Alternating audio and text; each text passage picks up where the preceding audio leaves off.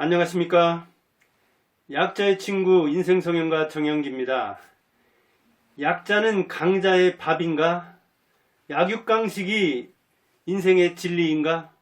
이 이야기를 오늘 한번 생각해 보겠습니다. 제가 잘 다니는 그 산책로에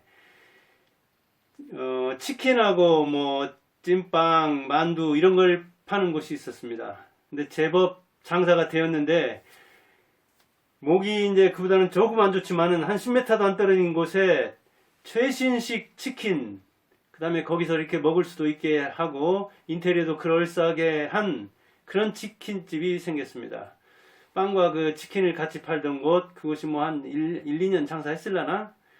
그런데 그 바로 옆에 새 치킨집이 들어와 가지고 뭐 창업발도 받고 그리고 시설도 좋고 또 거기 앉아서 이렇게 깨끗한 데서 먹을 수도 있으니까 배달이다. 예, 거기 앉아서 고객을 이렇게 접대하고 그 다음에 술도 팔고 그러니까 장사가 또 기울었습니다. 새로 연 것으로 많이 갔죠. 나눠 먹기니까 아무래도 기존 그 옛날식으로 그리고 시설도 안 하고 그냥 이렇게 서서 기다리다가 뭐 빵 사가고 치킨 사가는 그 집이 굉장히 타격을 받았습니다. 그런데 어느 날, 저 집이 문을 닫을란갑다. 자꾸 이렇게 감소 추세가 있었는데, 어느 날 보니까 장사를 않더라고요. 안녕해라. 그러더니 뜯어내고 다시 인테리어를 해가지고, 한두 달 있다가 요새 지나가면서 보니까, 새로 또 치킨집을 열기는 열었는데, 주인은 바뀌었고, 그리고 이제 거기가 공간이 훨씬 넓기 때문에, 새로 생겼던 그것보다 목도 좋고, 그래서 시설을 잘하고 뭐 여러 가지 치킨 종류를 팔고 거기서 이제 먹을 수도 있게 하고 그리고 인테리어도 잘했고 간판도 뭐 크게 걸었더라고요. 거기다가 이렇게 이제 새로 문을 여니까 그 개업바를 받아서 사람들이 상당히 있더라고요. 그런데 같은 조건이 아니기 때문에 이제 새로 생겨가지고 좀 재미를 봤던 사람은 또 목 좋은데 그보다 훨씬 크고 그리고 시설도 잘하고 입지가 우세한 그곳이 들어서니까 약자가 되었죠. 같은 조건에서 똑같은 경쟁을 한다면 선의의 경쟁을 한다면 괜찮겠지만 잘 나간 치킨집에 또 막강한 치킨집이 들어서니까 옛날이야 하면서 자기가 비교 우위를 보이던 그 시절이 아마 그리울 겁니다. 그렇다고 해서 그 시설 뭐 얼마 되지도 않았는데 1년도 안 됐는데 다시 뜯고 할 수도 없는 문제고 그리고 입지는 옮길 수도 없는 것이고 그 다음에 공간이 좁아서 그렇게 새로운 것과 경쟁을 하는 것이 한계가 있었죠. 그러다 보니까 약세를 면치 못하는데 지금 새로 문 연 것도 규모와 시설로만 경쟁하거나 또는 입지로만 경쟁하는 게 아니라 이제 맛도 좋아야 되고 배달도 잘해야 되고 거기 오는 사람들은 또 접대를 잘해야 되고 그런 배달 서비스나 오는 사람들 손님 접대 서비스를 잘해야 하기 때문에 잘 나가는 곳이 항상 잘 나가는 곳이 아니라 언제 시세가 바뀔지 모르기 때문에 장사들은 늘 긴장하고 삽니다. 그래서 약자는 강자의 밥이 되기가 쉽습니다. 서비스 품질로서 맛품질로서 크게 차이를 내지 못하면은 새로운 사람, 규모의 경쟁을 하는 사람을 따돌리기가 매우 어렵습니다. 그래서 새로운 강자가 들어서면 그가 갑이 되는 겁니다. 그런데 영원한 강자, 갑 중에 갑은 정부죠. 자, 이번에도 또 다시 규제를 하잖아요. 18일부터 규제를 시작했죠. 12월 18일이면 연말연시 이 호황기를 한몫 볼란가? 이번에 좀 적자를 만회하려나? 조금 경기가 살아나려나 하니까 뭐 6천, 7천 코로나 확진자가 나오고 그리고 여기저기서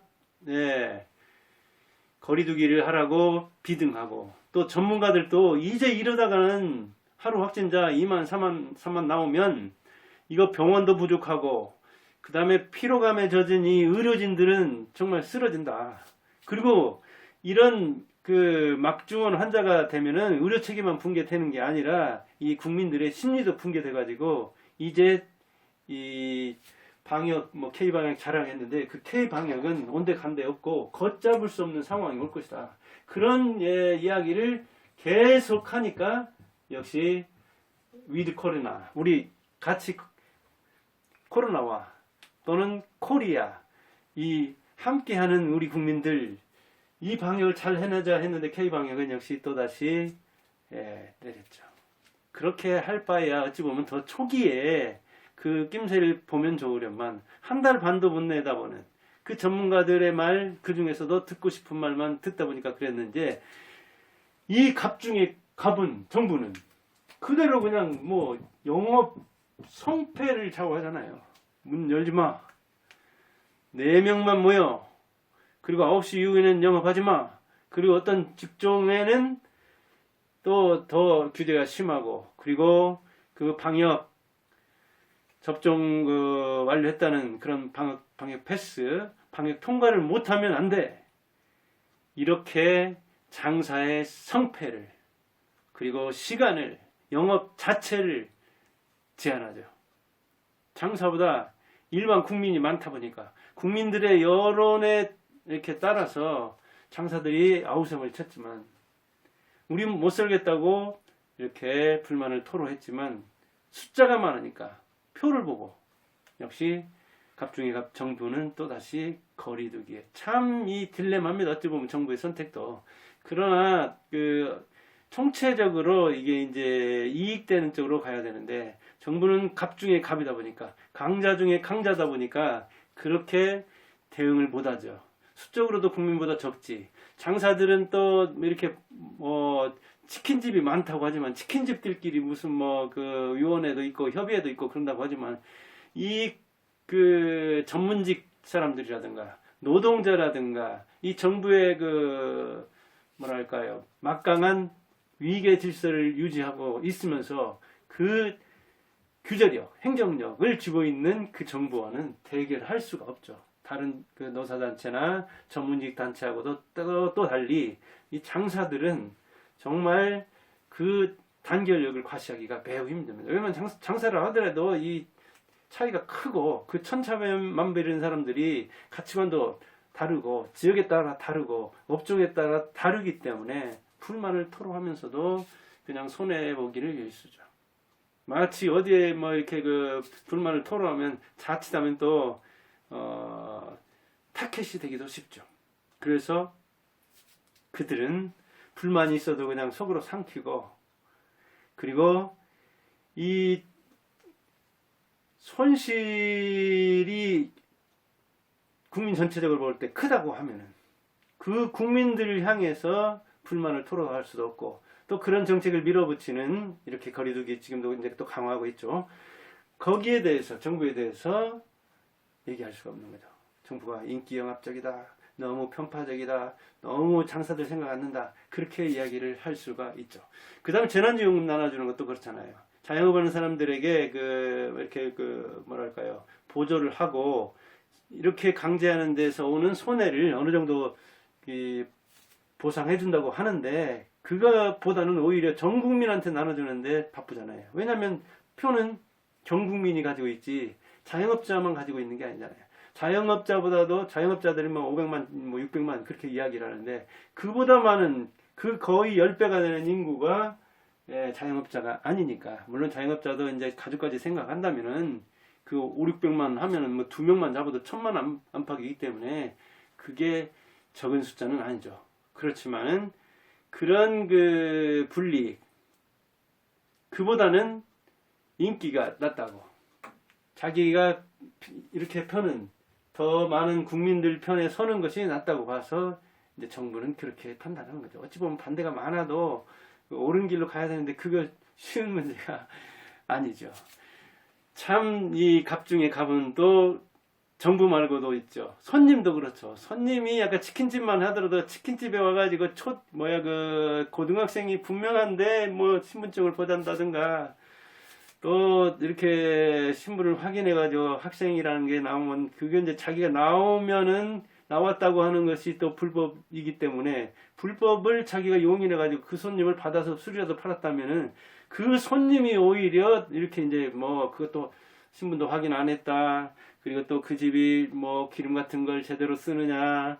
그리고 그 영업하면서 맛이 어떠니 저쩌니. 요새는 그냥 SNS가 전국적으로 파급 효과가 있잖아요. 장사는 그런 그 악소문을, 악플을 매우 매우 두려워하잖아요. 그런데 손님은 왕이라고 하지만 그 왕 중에는 성군이 많죠, 물론. 그러나 폭군도 하나씩 있어가지고 이 폭군 하나가 성군 10명은 당합니다. 100명은 당합니다.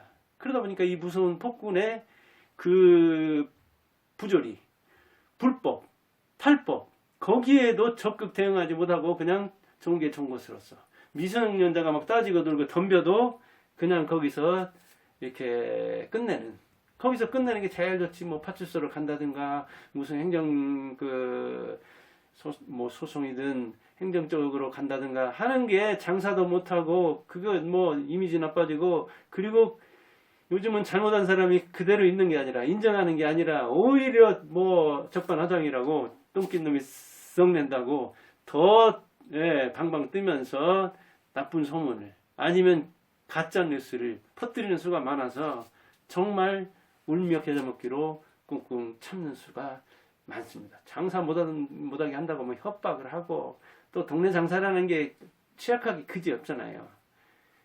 그런 그 일도 있습니다. 그래서 약자는 그 같은 업종에 장사하는 사람한테 당하고, 이렇게 정부에서 뭐랄까 그 영업 제한을 한다든가 이런 것도, 이게 이제 정부도 역시 고민이 많아서 총체적으로 하는 것이지만, 그러나 개별 이렇게 업체로 보면 아주 미시적인 데로 들어가 보면 그거를 규제를 뭐랄까 제대로 해서, 아니면 진짜 그걸 잘 지키면서 하는 업종에 대한 그런 예외적인 뭐 이런 것도 있고 그래야 되는데, 큰 테두리로 봐가지고 너무나, 그리고 책상에 앉아 있는 사람들이 탁상론 공론적으로 이렇게 계획을 세워서 하다 보니까 그게 미시하지 못해서, 또 뭐 보상을 한다든가 이런 것들도 그